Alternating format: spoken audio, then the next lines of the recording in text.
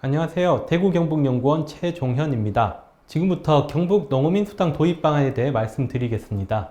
농어민이 농업을 포기하지 않고 생산활동을 지속하기 위해서는 일정 수준 이상의 소득이 필요합니다. 그동안 우리 농정에서는 농어민의 소득을 높이기 위해 농업의 산업적 경쟁력을 강화하는 것에 중점을 두었습니다. 농어민이 시장 경제활동을 통해 소득을 높일 수 있도록 생산 기반은 물론 생산 자재와 마케팅, 경영 등에 초점을 맞춰 다양한 지원 정책을 전개하였습니다. 특히 농산물 시장 개방 이후 쌀 소매제 등 가격 지지를 목적으로 한 정책 추진이 제한되면서 수입 농산물에 대응하기 위한 경쟁력 강화 정책이 더욱 강하게 추진되었습니다. 하지만 최근 이러한 농정의 변화가 일어나고 있습니다. 경쟁력 강화를 통한 간접적인 지원이 아닌 현금을 주어 농어민의 소득을 직접 지원하는 정책들이 등장하고 있습니다. 농가에 직접 현금을 지원하는 공익직불제가 대표적입니다. 2020년 공익직불제가 본격적으로 시행되었습니다.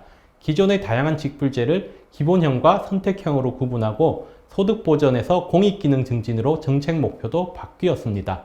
소농직불제 도입과 공익기능 증진을 위한 준수상황 강화가 대표적인 변화입니다. 이러한 농가소득 직접 지원과 관련된 법안 발의도 활발히 이루어지고 있습니다. 이러한 변화는 농업농촌에 대한 수요 변화와 함께 경쟁력에 초점을 둔 농정 전략으로는 더 이상 농업의 지속 가능성을 확보할 수 없다는 우려 때문입니다. 공익직불제가 중앙정부를 중심으로 추진되었다면 지자체와 농업인 단체를 중심으로 농어민 수당이 도입되고 있습니다. 2018년 해남군을 시작으로 농어민 수당이 전국적으로 확산되어 이제는 국외 도지역, 광역지자체 모두에서 농어민 수당이 시행 중이거나 시행 예정에 있습니다. 농가소득 직접 지원 제도는 공익직불제, 농어민 수당, 기본소득으로 나누어 살펴볼 수 있습니다. 직불제를 도입하게 된 배경은 1990년대 6월 협상 타결과 WTO 체제 출범 시기로 거슬러 올라갑니다. WTO 합의에 따라 쌀 소매 제도 등 기존의 가격 지지 방식의 폐지는 불가피하였고 이를 대신하여 허용 대상으로 인정된 소득 지지 방식의 직불제를 본격적으로 도입하게 되었습니다. 농어민 수당은 농업인 단체를 중심으로 논의가 진행되었습니다. 농어민 수당의 바탕에는 농업농촌의 공익기능을 실천하는 농민에게 대가를 지급하여 소득 문제를 완화하고 농민 중심 농정으로 전환을 꾀하여 지속 가능한 농업농촌을 이루어야 한다는 요구가 깔려 있습니다.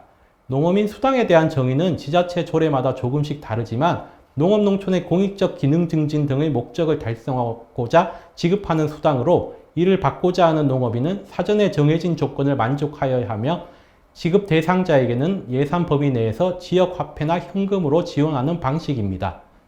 기본소득은 공익직불제나 농민수당과 약간 다릅니다. 공익적 기능 창출이라는 조건이 있는 공익직불제와 농민수당과 달리 자격심사 없이 모든 사람에게 개인 단위로 노동요구 없이 무조건 전달되는 정기적인 현금 지급이 기본소득입니다. 경북 농어민 수당 추진 방안을 설계하기에 앞서 농어민 수당과 관련한 몇 가지 쟁점들을 검토해 보았습니다. 먼저 정책의 핵심 목적에 대한 논란이 있습니다. 농사를 짓는 조건으로 이에 대해 공익기능을 높이는 방식으로 생산 방법을 변경하는 조건으로 수당을 지급한다는 측면에서 농어민 수당은 근본적으로 농업정책으로서의 산업정책의 성격을 갖고 있습니다. 하지만 농어민에게 직접 현금을 주어 소득을 지원한다는 측면에서 복지정책으로서의 성격도 가지고 있습니다. 또한 지역화폐를 통한 경제활성화, 그리고 지역이 농어민의 공익활동에 대한 대가를 지급한다는 점에서 지역 정책의 성격도 가지고 있습니다. 이중 공익기능 유지 증진과 소득 증대는 동전의 앞뒷면과 같이 긴밀히 연결되어 있어 정책의 핵심 목적과 관련하여 서로 간의 중요성을 논하기가 쉽지 않습니다. 농어민 수당에서 정책의 핵심 목적이 무엇인지가 문제가 되는 것은 핵심 목적이 무엇인지에 따라 제도의 구체적인 설계가 달라질 수 있으며 추진 과정에서의 절차도 달라질 수 있기 때문입니다. 농업농촌의 공익기능을 증진시키기 위해 농어민 수당을 실시한다는 것에는 동의하더라도 그 근거를 바라보는 관점에는 차이가 있습니다. 즉 앞으로 농업농촌의 공익기능을 증진시키고자 하는가 아니면 그동안 농업농촌에서 제공해온 공익기능에 대한 보상 형격을 지니는가라는 두 가지 관점이 있습니다. 앞의 관점이 사회적 투자로서 농어민 수당을 바라보는 것이라면 뒤의 관점은 그동안의 기여보상으로서 농어민 수당을 바라보는 것입니다. 정책 대상 범위를 농업인만으로 한정해야 할지, 그리고 사실상 호당 기준으로 지급하고 있는 현행 방식이 적절한지에 대한 논란도 있습니다. 지자체에서 농어민 수당을 도입하고자 할 때 발생할 수 있는 가장 현실적인 어려움은 재원 조달 여부입니다. 이미 경기도, 강원도, 제주도, 충청북도 등에서 농어민 수당 도입이 난항을 겪었던 것도 예산 마련 문제였습니다. 기존 농정 예산의 조정 없이 관련 예산 순증이 가능할지, 농전 예산 조정이 불가피하다면 어떤 사업을 축소할 것인지 면밀한 검토가 필요합니다. 경북 농어민 수당 추진 과정에서 현실적으로 가장 큰 문제가 될 수 있는 것은 제도 시행을 위한 충분한 예산을 확보할 수 있는가입니다. 전 농가에게 농어민 수당을 지급한다고 하면 60만 원만 지급하여도 단순 계산하여 1,000억 원 이상의 예산을 확보해야 합니다. 2019년 기준 경북의 농업부문 예산 규모는 6,896억가량입니다. 이 중 대부분은 균특회계 등 중앙정부에서 지원받은 예산이며 도 자체 농업 예산 규모는 1,342억 원에 불과합니다. 기존 농정 사업을 재편하지 않는다면 추가적으로 1,000억 원 이상의 농정 예산을 확보해야 하며 추가 확보가 불가능하다면 상당한 수준의 기존 농정 예상 삭감이 불가피할 것으로 보입니다. 경북에서는 농어민 수당 지급을 위한 충분한 예산 확보가 제도 시행의 걸림돌로 작용할 수 있습니다. 경북은 다른 지역에 비해 농가소득 중 농업소득 비중이 상당히 높습니다. 전국의 경우 농가소득에서 농업소득이 차지하는 비중이 24.9%인 반면 경북은 34.6%입니다. 향후 농업소득이 더욱 감소한다면 경북에서는 다른 지역에 비해 농가소득 감소폭이 더욱 커질 우려가 있습니다.